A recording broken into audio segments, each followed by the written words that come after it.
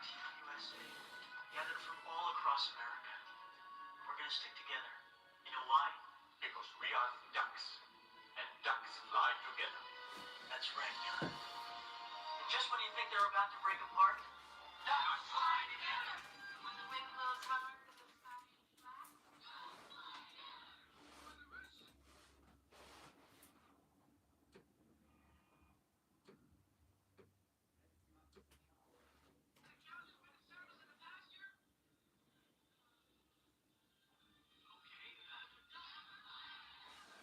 I have not watched the Mighty Ducks in a long time, but I really love that soundbite. And I'm gonna have to go back and watch that. Like Mighty Ducks gotta may have to get on a rotation. Seriously, Mighty Ducks may have to get on the rotation. Anyway, the World Baseball Classic ended, and it was dope. It was really fun. I think what my takeaways from the tournament was the fact how much hell everybody can learn from Italy. Everybody can learn from the Dominican team and how they infused so much energy into the tournament. It was insane to watch, and it was literally like watching a little league game. It was, or if you watch softball and the fun that the women have doing that, I think that's kind of something. If I'm the commissioner of the league and I'm an owner, hell, if I own the Mets because the Mets have an infusion of Dominican, if I own the Mets, if I own the Padres, yo, I am letting them guys go wild. Upset whoever you need to upset because I'm here to tell you right now that was fun to watch. It really was. Team USA lost. Recapping, Team USA lost to Venezuela in a good game. I didn't get to see it. If you just catching the show, that's when I was dealing with a lot of personal stuff and that day dealing with some stuff with Shaq, but I didn't get to see it, and but it was cool. And some of the things that came out of it, the conversations, everybody's like, "It's great, right? It's great." So like now we need to change it, and I'm like, yeah, just shut up. The idea to move the game, the World Classic, to have it played in the middle of the season is stupid. It's dumb. And one of the guys I heard that made this crazy idea was John Smoltz, Hall of Fame pitcher John Smoltz. And John Smoltz tends to make a lot of crazy ideas. Like one of them is you play 2 seasons, first half, second half, which is stupid. And I wonder, do we listen to John Smoltz because he looks smart? Because the stuff he says sometimes is head scratching. You can't move it to the middle of the season and play it at the All-Star break because of 2 reasons. One, if you think teams don't want to give up their best players before the season, what in the hell makes you think they want to give them up during a playoff? I'm going to tell you right now, if I own a team and I'm in the thick of it, I'm not like out in front, but I'm in the thick of it, I'm not trying to let none of my good players go play for any period of time in a tournament because if someone gets hurt or they get fatigued or whatever, I'm going to be tight. I'm going to be mad. Like the placement of when the pitcher pitches doesn't matter. If you really want to make a difference, just add more pitchers to the roster. Call it a day.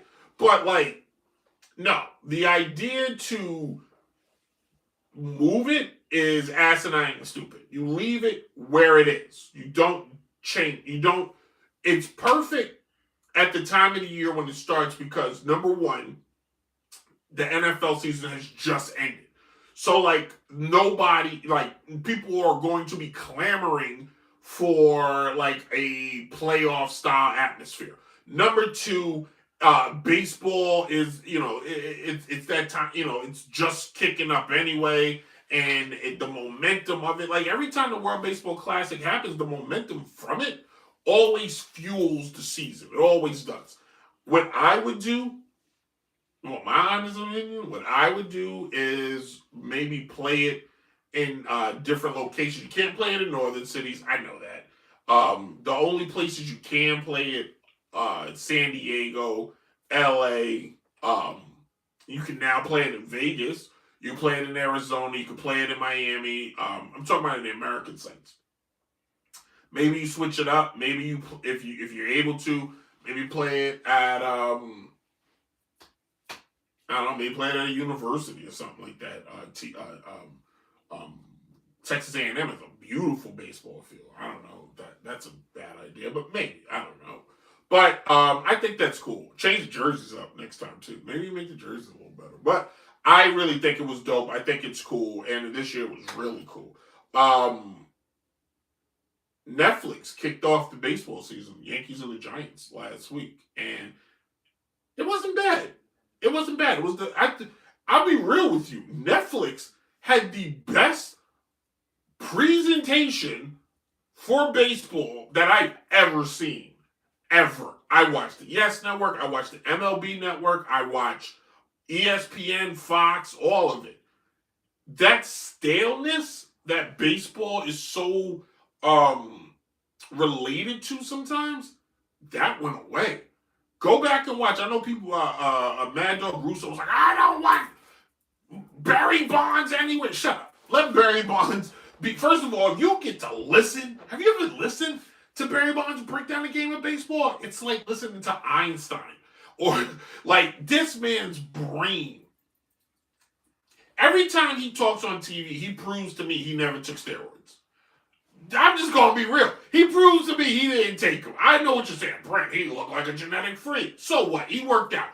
Barry Bonds has the best baseball mind that dare I say, like, he should be a manager. He's probably too smart. Like, that's why he's not a manager. He's probably too smart to be a manager. But, like, good grief, has, like, persuaded the living hell out of me that he should be a manager and he should be on all the time. Netflix. I know Peacock has Sunday Night Baseball. I would love if Netflix got Sunday Night Baseball. Which, by the way, ESPN gave up Sunday Night Baseball for fake football. I just want you to know that. They have fake football on. Also on ESPN News, they have Turf War Kickball. Yeah, they gave up Sunday Night Baseball for that. Let me just throw that out to all of you. Like, make that make sense, okay? Anyway, that was my 2 cents. I digress. Netflix, bravo to you for doing the baseball the right way. They honored it. The interviews was great. The coverage of it was pretty cool. Burt Kreischer, who's going to be in Wilkes-Barre, but I'm going to be out of town. I'm so mad because I had this, like, crazy theory. Like, I think I could text him. Like, I feel like I could text Burt Kreischer and be like, yo, I live in the area. You want to come hang out? He like, sure. And, like, Burt, me, would just sit on my deck and, like, literally just get plastered and just figure out life after that. But, it is what it is. So, where was I? Fantasized about hanging on Burt Kreischer. That's where I was. Anyway, I like baseball on Netflix. I think they should. I would like to see. I can't wait to see what the home run derby is going to be. But if I'm Major League Baseball, I'm talking to Netflix right now, and I would have them do the Sunday. I would have them do a game, Wednesday night game or something. They had the when they did the opening lineups, it was so cool. They had themes for the opening lineups that represented the teams. Like, come on. How great was that? Anyway, what we're going to talk about next? Well, March Madness, the Final Four. I know, right? You're like, damn, Brett, you just got to that. Well, I was still grieving. Before I started the show, I watched Duke take on UConn. Duke had a hefty lead on UConn. A hefty lead. I'm not going to backtrack and give you the play-by-play. Duke lost. After being up by like 25-30 going into the half, and UConn basically didn't take the lead until the end of the game. I don't know what the Boozer boy was doing and why he just didn't dribble the ball. He like just tossed the ball in the air, which gave UConn a final shot. But UConn, the Final Four teams will be Michigan will be taking on UConn. And no, Illinois back in the Final Four for the first time since 2005. I was in college. They played UNC. I remember that. They're going to take on UConn.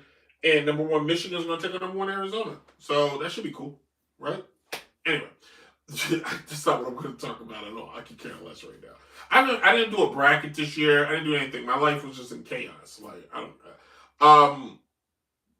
But with the Final Four being set, I think it's important that the NCAA figures out guardrails. They need guardrails.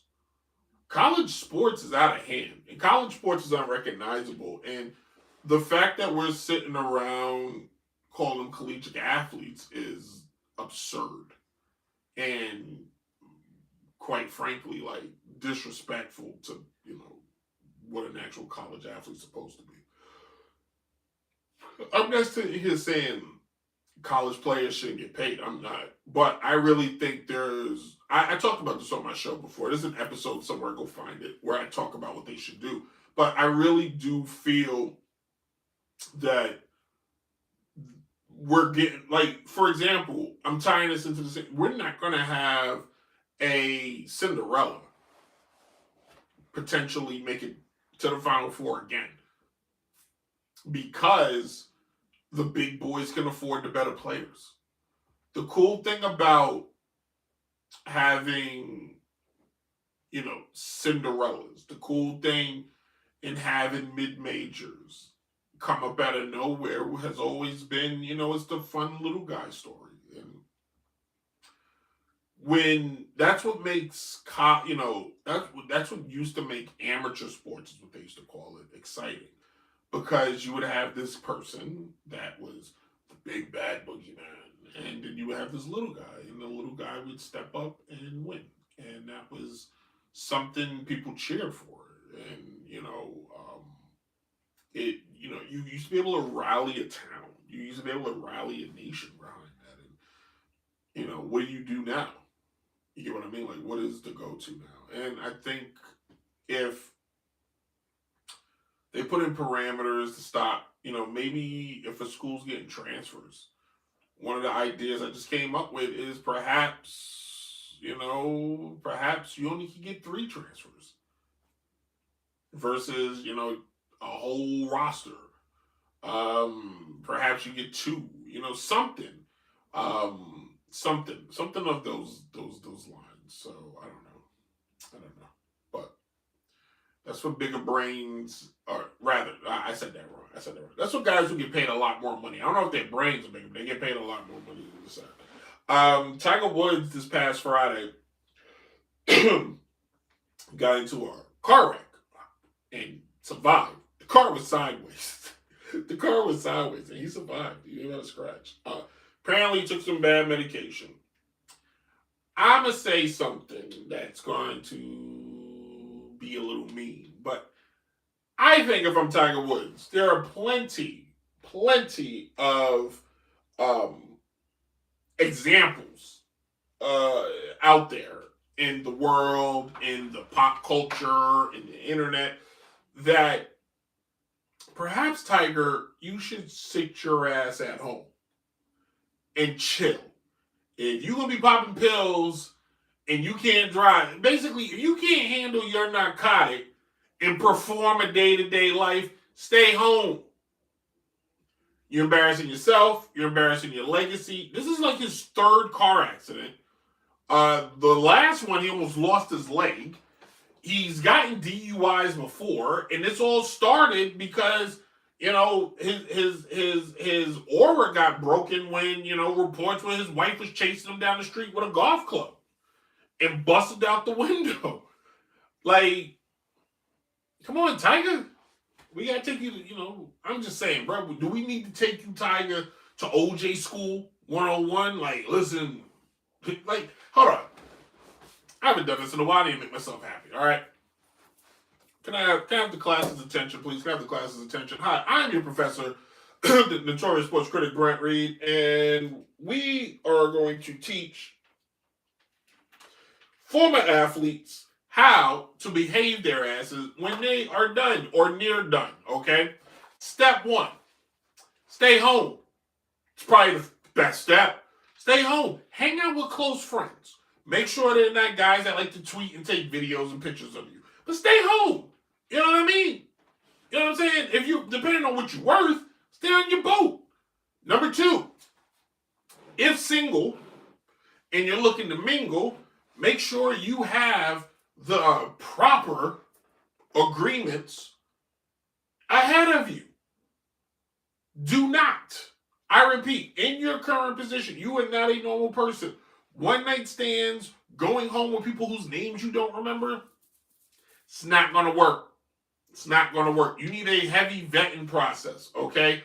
Whomever you take back home with you, I suggest you have a heavy vetting process. Maybe you have